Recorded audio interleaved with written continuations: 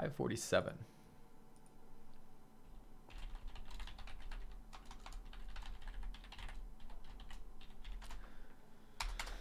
All right.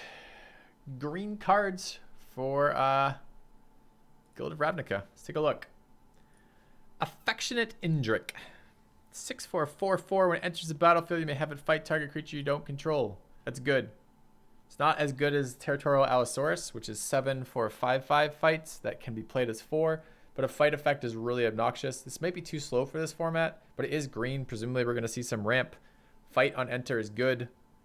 I think it's good, but not as good as Allosaurus, so I think a lot of times it's going to be pretty strong.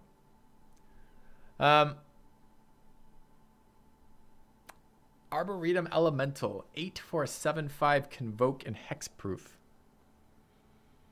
Are there going to be enough enchants to make that Hexproof valuable? 9 mana for 7/5 is insane. You better have tokens to cast that spell, because otherwise that creature is going to sit in your hand forever. Or you're going to take an entire turn of doing nothing. I guess if you have a stalled board state, it's okay. Card doesn't look very good to me, but I need to see what you can take advantage of with Hexproof. It might be becoming the next best. It might be like Snapper on steroids, in which case if you can find good enchants for it, then it's going to be unbelievably strong. But it's so expensive, and it's so much tempo to tap creatures to do that unless you have tokens. So maybe a synergetic creature that's like high power in certain situations, like a large number of auras and lots of tokens, or a stalled board state, but a lot of times it's just a dead card. It's interesting because I don't know yet. I'd have to play a little bit of the set to get a sense of whether or not I'm going to be able to cast this more reliably for like 6 or maybe 5 or maybe 7.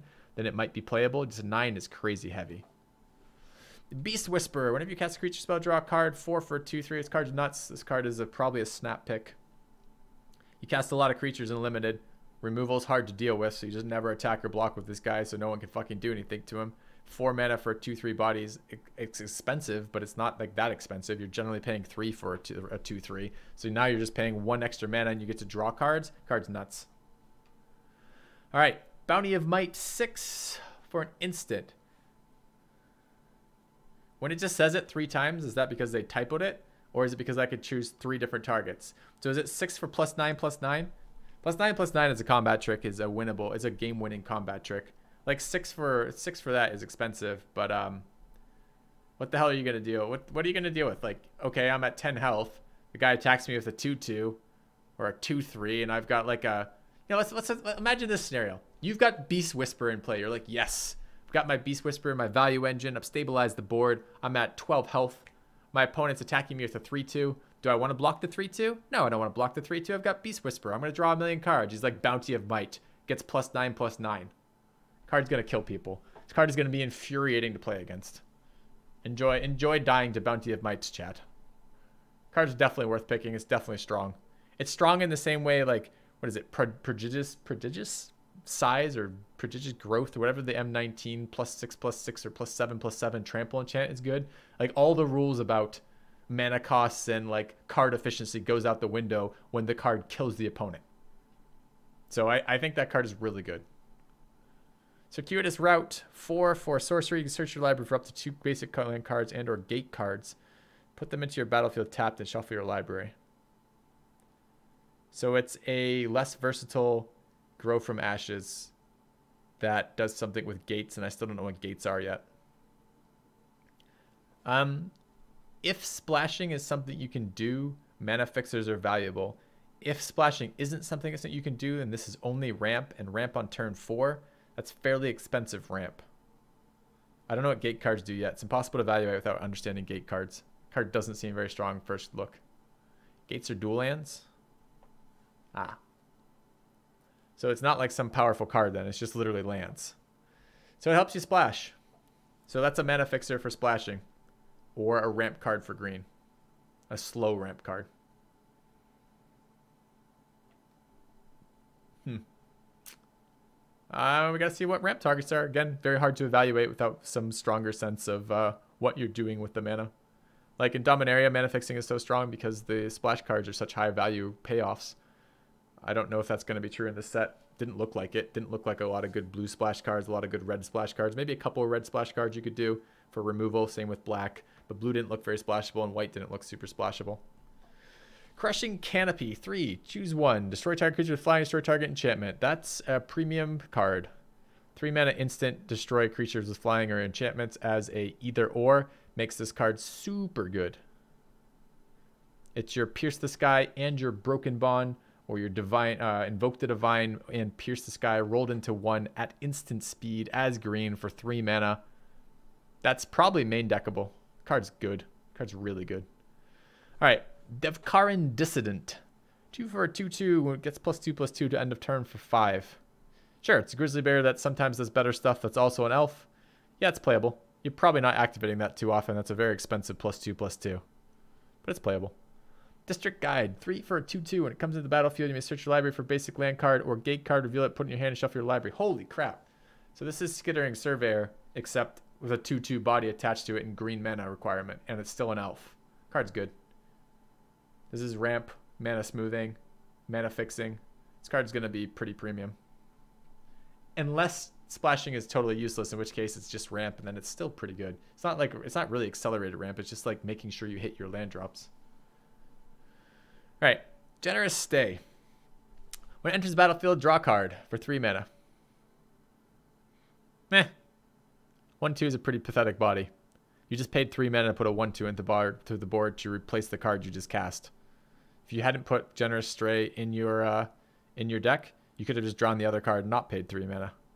I'm unexcited by that card. You better be mentoring the shit out of that cat. That cat better be like a 4/5 off mentors on like turn, every turn attacking, getting mentor value. Because I'm pretty not excited about this card in of itself. It's going to be synergetic to care about it, and it will be decent with synergies. Golgari Raiders. 4 for a 0/0. It's an elf warrior, another elf. It has haste. Enters the battlefield with +1/+1 counter on it for each creature card in your graveyard. I think that's fine. Sometimes it's going to be an absolute blowout when it's an 8/8 haste that comes out of nowhere. And a lot of times it's going to be a 3/3 or a 2/2 or maybe a 4/4 for 4. I think that's totally playable. Probably pretty reasonable. A little bit awkward to trigger. Grappling Sundew. 2 for 0/4 defender reach. Gains indestructible in the turn. Well, it can block flyers. This is probably playable at 2 mana uncommon. You're not going to see a ton of them. You don't want a ton of them in your deck. It keeps you alive versus flyers, even big flyers with the regenerate for 5. Regenerate for 5, or indestructible for 5 rather, is really, really expensive. But it's okay. 0/4 is not bad stats for 2 mana. I can see playing that. Hatchery Spider. 7 for a 5/7 with reach. When it comes in, you reveal the top X cards of your library, X the number of creature cards. You may put a green permanent card with converted mana cost X or less from among them into the battlefield. Put the rest. Card's good. 7 mana is very expensive, but a 5/7 reach creature is actually very relevant. 5/7 stats for 7 aren't amazing, but they're good. And reach is a powerful effect, especially for a green deck. And this gives you a card back. That's definitely solid. Slow, but solid. I'd play Hatchery Spider and be pretty happy about it as a curve topper. It doesn't win the game, I guess, but it's going to massively value your board. Especially if you have a bunch of creature cards in your graveyard, right? Hitchclaw Recluse. 3 for a 1/4 reach. That's bad.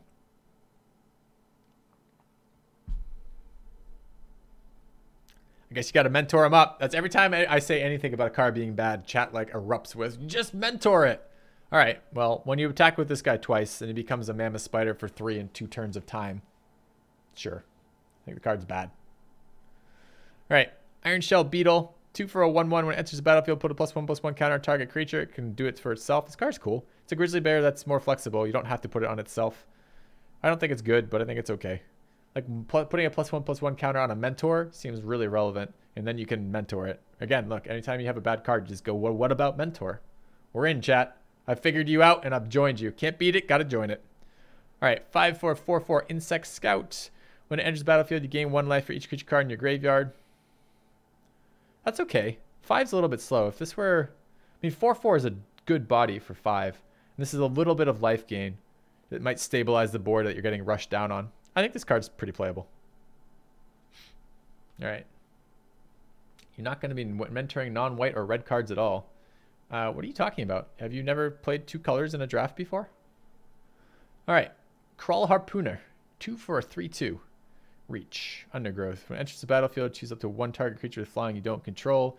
It's +X+0 to end of turn, where X is the number of creature cards in your graveyard. Then you may have... Yes! It's a Suicide Harpooner for 2. What? What the fuck? It's a 3/2 reach for 2? And it's... So if there's no flying creature, it becomes it's just a 3/2 reach for 2. And if there is a flying creature, it like suicides it. Card's good. Card's really good. That's absolutely playable. You want a 3/2 reach creature on the board? You just play it on a board with no flyers. You want to fucking kill a flyer? You kill a flyer. Seems amazing. Seems truly really good. All right, Might of the Masses. Target creature goes +1/+1 to end of turn for each creature you control.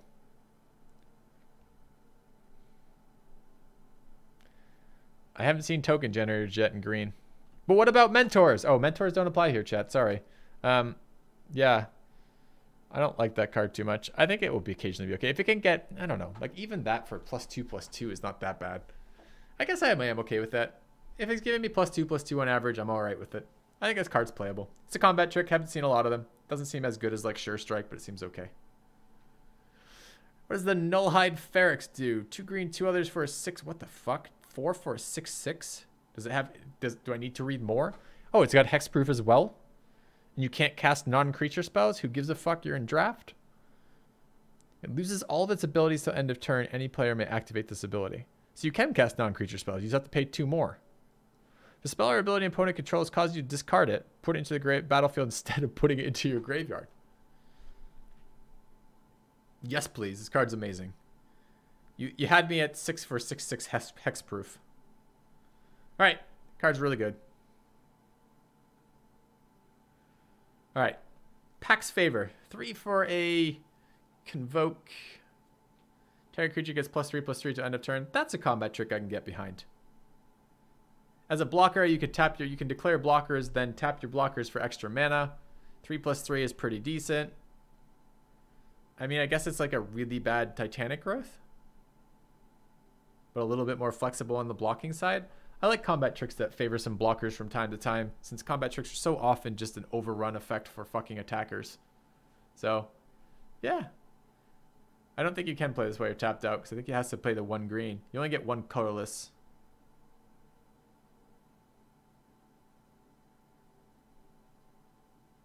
Oh, or 1 mana of that creature's color. Oh, I didn't even see that. Okay, so actually Convoke, you can pay the entire casting cost, including the colored part. Oh, that's interesting. Didn't realize that. Huh. Neat. Okay. Yeah. Okay. I can get behind this combat trick. Pretty decent. I like it. I like a couple combat tricks. They help. They're like quasi-removal in draft, right? They're not perfectly removal, but a lot of times they basically act as removal some of the time. Pause for Reflection. 3, Convoke. Prevent all combat damage. It's a fog that you can cast for 0 mana. This is going to lose people games.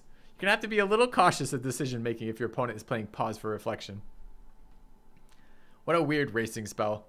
I hope it's hilarious. I hope I get hilarious games of that. At some point when I draft this, I will build a deck using Pause for Reflections just to troll people, especially if it's a hyper aggro medium. I think that's pretty hilarious. I don't think you want to play more than about 1 in a deck, but it would be pretty hilarious. You'd first pick this? You're insane. All right, Pelt Collector. 1/1 for 1. He's an elf. Whenever another creature you control enters the battlefield or dies, if the creature's power is greater than Pelt Collector, just put a +1/+1 counter on it. And as long as he has +3 or more, he gets +1/+1, or 3 or more, he gets trample. Sure. He's a 1/1. He gets mentored. Creatures come into play and die, and he basically is always a 3/3 or 4/4 for 1. But it takes a couple turns to ramp up. I think that's totally playable. I don't think that's out of control broken, but I think it's decently strong. If you can ramp it quickly, then it's going to be really nice. Portcullis Vine. So 0/3 that you can sack for 2 to draw a card. That's playable, surprisingly. If there's enough creatures that don't just kill it, so that you can gain some value on turn 1, dropping a 0/3 Vine and then eat it later at instant speed, preferably after it's blocked. That's decent. I can play that. Seems okay. Not good. Depends how fast it is. If 2 mana is too much for tempo, then that's bad. Because it is, again, If creatures are just getting bigger and bigger and bigger with chat knows it mentor, then you can't really play creatures that don't kill the attackers. So it's really going to depend on how often you just get overrun by mentor shit where you have to be able to block and trade. All right, prey upon target creature control fights target creature you don't control at sorcery speed for 1. I think that's playable. It's like I think it's a bad Ancient Animus, right? Ancient Animus for 1 more mana, and you get it at instant speed. You can actually fuck with people. This is like weak removal. You're like using this to kill flyers, and probably you're needing big creatures. You want to be green or red, maybe white for that. Not terribly exciting. It's going to be like emergency removal, I think. Maybe you can tempo play with it too, with 1 green mana. Siege Worm, 7 for a 5/5 Convoke Trample. Well, I like my big dudes to have trample. But when I look at this, he's basically a Partick Wanderer who costs me 2 green mana and requires that I tap at least 1 creature to make the cost in. I am unexcited about Siege Worm. Yeah, I'm pretty unexcited. Compare that to just like a Dreadmaw.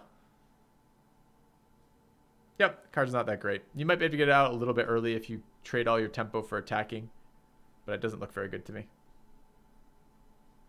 Sprouting Renewal, 3 mana, Convoke, create a 2/2 elf green and white elf knight creature token with vigilance, or destroy target artifact or enchantment. Yeah, Sprouting Renewal is fine. I'd play that probably every game. Like having this is a creature when you need it to be a creature, and it's artifact or enchantment removal when you need it to be artifact or enchantment removal. I think that card's good. It's flexible in the same way that like kicker cards are flexible. Like neither of the effects are massively powerful for its cost, but some of the time, but having the ability to choose the effect is why you're paying as much as you do for it. Urban Utopia, enchant land. When it enters the battlefield, draw a card. Huh, that's mana fixing that replaces itself. That's cool. I'll play this if I splash. I might even play this if I'm trying to ramp in green. I think that card's cool. The Vigor Spore Worm. He's 6 for a 6/4. When he enters a battlefield, target creature gains vigilance +X/+X. End of turn, X the number of creature cards in your graveyard. Can't be blocked by more than 1 creature. Yep, this card wins games. What? Seriously, common? Really? Can't be blocked by more than 1 creature, and he's common. So your opponent just has to have a 4 toughness creature on the fucking board. And one of your creatures gets to attack for free for like +2/+2 or +3/+3. Oh, man. This card is going to be unpleasant to play against. Card seems very strong to me. I mean, think about like Angel, right? Like Angel of the Dawn, right? Who drops a 3/3 on the board for 5. Who gives all your creatures +1/+1 and vigilance. And how strong the vigilance portion of that. +1/+1 is strong enough, but the fucking vigilance portion is nuts. It basically gives you a free attack that your opponents can't fucking deal with. They can't counterattack you for. Now this is going to give only a single creature +X/+X, but +X is almost always going to be better than +1. It's 1 mana more, but it also puts a 6/4 body on the board that can't be gang blocked. Seems nuts. Doesn't trample though, I guess. All right, Vivid Revival, 5 mana sorcery, turn up to 3 target multicolored cards from your graveyard to your hand. Exile, that's a constructed card and not a card you play in limited. All right, Wary Okapi. 3 for a 3/2 vigilance. Sure. It's a 3/2 body for 3 that has vigilance. I don't think vigilance on a 3/2 creature does anything. Vigilant 3/2 creatures die. They get traded for all the time. 4 for a 4/3 is really unexciting. This is barely better than a Cabal Paladin. Don't like that card at all. Pervious Great Worm, 10 for a 16/16 indestructible. It doesn't trample though. Oh, I'll just chump you forever. Card's overpriced. 10? So imagine this scenario, right? All right, I've got 3 creatures. I've stabilized the board. I've fought through. We're getting to the late game. I've got 7 mana in play in 3 creatures. Instead of playing a fucking Thorn Elemental and instantly winning the game, I play a 16/16 indestructible that they just chump with a 1/1 token for the rest of the game. There better be a way to give this guy trample. If he doesn't get trample, I'm not even sure I pick him. Yes, I got it. It's Convoke. I understand. If I have a million 1/1 somewhere or a million creatures that I'm not attacking with and not defending with, because remember, Convoke taps them, I can summon my fucking Great Worm. Let's hope I'm in a totally stable board position where I don't just die from tapping all my creatures and I don't just not kill them from tapping all my creatures to summon this creature. This creature who doesn't instantly win me the game despite being a fucking 16/16. It's not in the booster set, so I can't draft it. I didn't know there was such a thing as a not in a booster set. Oh, so it's not in draft anyway, so I don't have to worry about it. Cool. Perfect. Okay, yeah. What about Mentor? That should be an enchantment. You play it on a creature and it gives it Mentor. Then you could your greatest game ever. You could be like Impervious Great Worm. You're the new Mentor. And then you just mentor him all game, every game. And you attack and they chump 1/1s all turn as you pump your team. All right. That's it for green. Let's move into